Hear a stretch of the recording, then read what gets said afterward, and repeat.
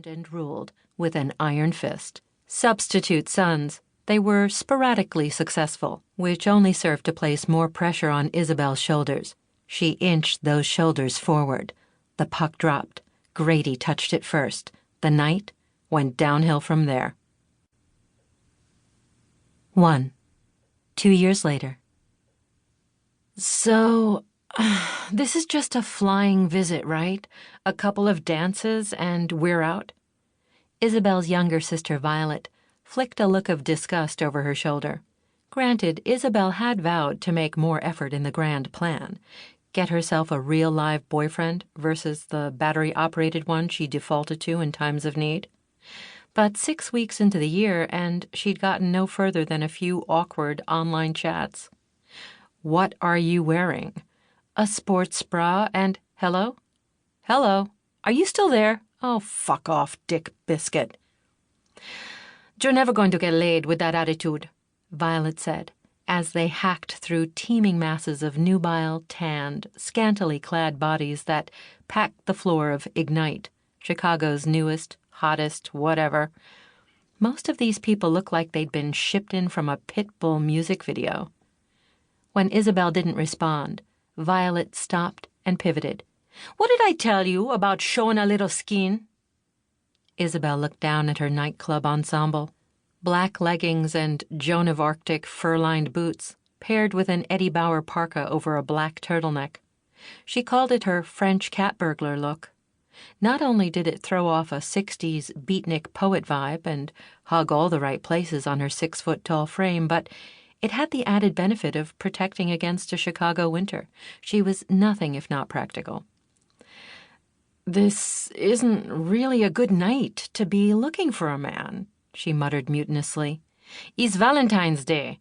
This place is filled with losers who couldn't get a date, and now they're on the prowl for the leftovers. Like me? Because she certainly didn't include Violet in the desperate, dateless leftovers category. Her sister, currently, might be without an official boyfriend, but she was keeping a few members of the Rebels hockey team, the team they jointly owned and ran with their elder sister Harper, on the hook. Not exactly principled, but Violet wasn't known for her scrupulous attention to the rules. Vi grinned big. Exactly like you. Who was Isobel kidding? Satan would be ice skating to work before she got lucky, which suited her tonight because she really should be at home, replaying game videos in preparation for tomorrow, her first coaching gig with the Rebels. So, all right, she was only a consultant, but it would lead to more. She knew it. It's a good thing we're on the list, Violet shouted over her shoulder as she elbowed her way through the frenzy with sharp jabs, because there's no way we would have gotten in with you looking like South Pole Explorer meets Southside Gangbanger. The list? Now that Isobel thought about it, they had skipped a considerable line along with the serious scrutiny of the club's security.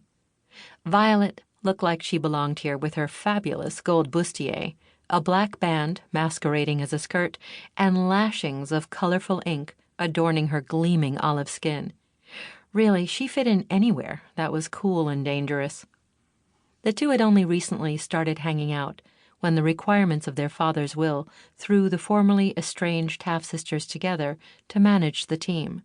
2 years ago, Isobel hadn't even known of Violet Vasquez's existence, as dear old Dad had shoved the result of his one-night stand into the Chase family armoire. On Clifford's death 5 months ago, Violet had moved from Reno to Chicago, and she was largely responsible for relieving the tension that thickened the air whenever Isobel was in the same room as Big Sis Harper. Isobel theorized that since she grew up out of Cliff's shadow, Violet wasn't burdened by the Chase legacy. She had a way about her, a go-for-broke attitude that Isobel envied. "What list?" Isobel asked, just as they reached a short stairway leading to a VIP area. "What's going on, Vi? We're hanging with Kate and the guys." Awesome. A night skirting ethical boundaries with pro hockey players who worked for her. Violet was already skipping up the stairway, littered with bored supermodels, several of them wearing skimpy crop tops that barely covered